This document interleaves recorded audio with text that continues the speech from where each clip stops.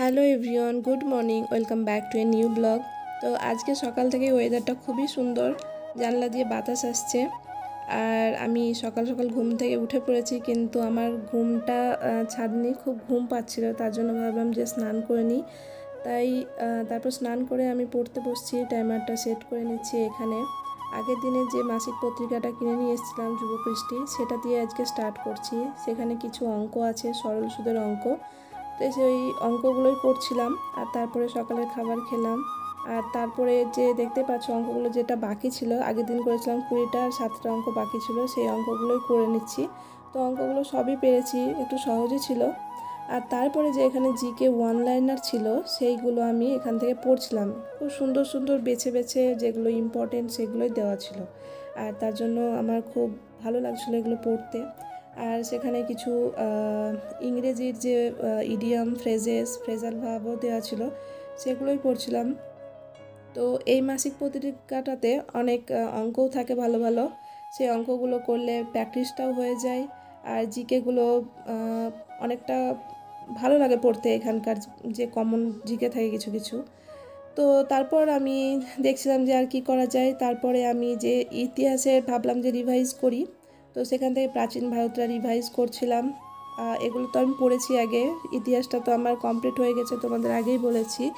তো রিভিশনটা তো খুবই মাস্ট, তো রিভিশন তো করতেই হবে। তো ভাবলাম যে ইতিহাসটা দিয়ে শুরু করা যাক। আর এখানে যে প্রাচীন ভারতে মেনলি এখানে বেশিরভাগ যে কে কোন বইটা লিখেছে, তারপরে এগুলোই বেশিরভাগ আছে।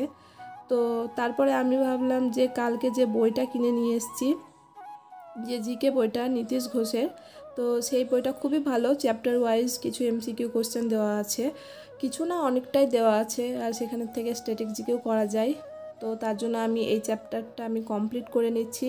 আর তারপরে আমি কি করব, নীতিশ ঘোষের যে বইটা আছে এমসিকিউ চ্যাপ্টার বাংলার, সেটা থেকেই আমি এবার এই কোশ্চেনগুলো পড়ছি। আমি এই বইয়ে অপশানগুলোতে সঠিক অ্যান্সারগুলো দাগ দিচ্ছি না, কারণ আমি চাই না যে মুখস্থ হয়ে যাক। আমি চাই যে এটা যেন আমার মনে থেকে যাক, যখনই আমি পড়বো যেটা সঠিক হবে আমি যাতে খুঁজতে পারি। তো বই থেকেও কিছু মিলিয়ে মিলিয়ে আমি করছিলাম।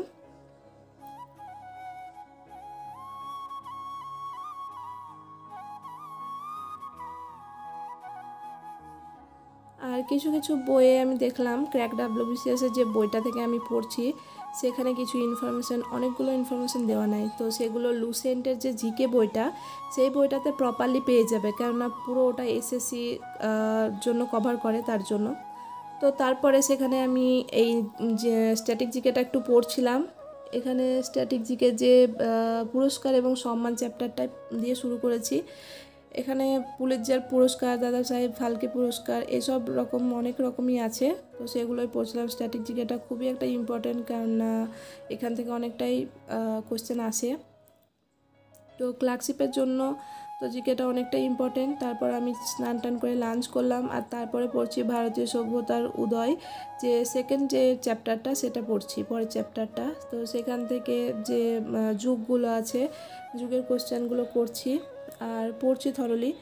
তো আমি আগের দিন বলেছিলাম যে লুসেন্টের আমার একটা বাংলা এমসিকিউ, কিন্তু ওটা আমার ভুল হয়ে গেছিলো বলতে। লুসেন্টের যে এমসিকিউটা আছে সেটা হচ্ছে লুসেন্টের ইংলিশ, ঠিক আছে। তো মানে আমার একটা ডিটেলসের আছে, তোমাদেরকে হয়তো একদিন বইটা দেখিয়েছিলাম, লুসেন্টের যে ইংলিশ যেটা ডিটেলসে, সেটারই একটা এমসিকিউ বুক আছে, যেটাতে শুধু কোয়েশ্চেন থাকে। তো সেখান থেকে যদি লুসেন্টের বইটা পড়া হয়ে যায়, সেখান থেকে এমসিকিউগুলো প্র্যাকটিস করা যায়।